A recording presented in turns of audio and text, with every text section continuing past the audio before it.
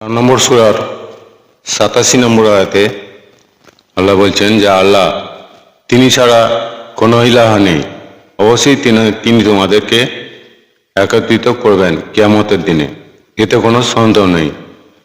আর হাদিসে আল্লাহর হাদিসের চেয়ে অধিক সত্যবাদী আর কে? 45 নম্বর সূরার 6 নম্বর আয়াতে বলছেন এগুলো আল্লাহর আয়াত, আমি তা যথাযথভাবে তোমাদের কাছে তিলাওয়াত করছি, অতএব তারা আল্লাহ ও তার আয়াতের পরে আর কোন হাদিসের উপর বিশ্বাস করবে? 52 নম্বর সূরা তুরের 34 নম্বর আয়াতে আল্লাহ বলছেন যে অতএব তারা যদি সত্যবাদী হয় তবে অনুরূপ কোনো হাদিস নিয়ে আসুক।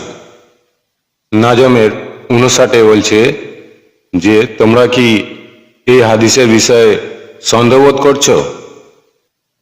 ওয়াকিয়া 56-87 তবে কি তোমরা এই হাদিসকে তুচ্ছ গণ্য করছো? 68 কালামের 44 নম্বর আয়াতে বলছে অতএব ছেড়ে দাও আমাকে এবং যারা এই বাণী প্রত্যাখ্যান করে তাদেরকে, আমি তাদেরকে ধীরে ধীরে এমনভাবে পাকড়াও করব তারা জানতেও পারবে না। মুরসালাত 77-50 সুতরাং এই কোরআনের পরিবর্তে কোন হাদিসের প্রতি তারা ঈমান আনবে?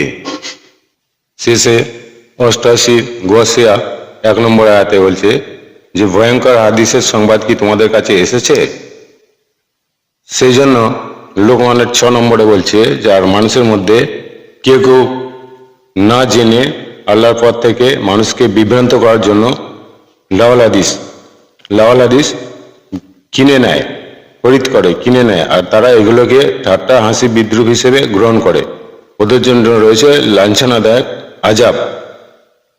আমি এখানেই শেষ করছি। আল্লাহ হাফিজ।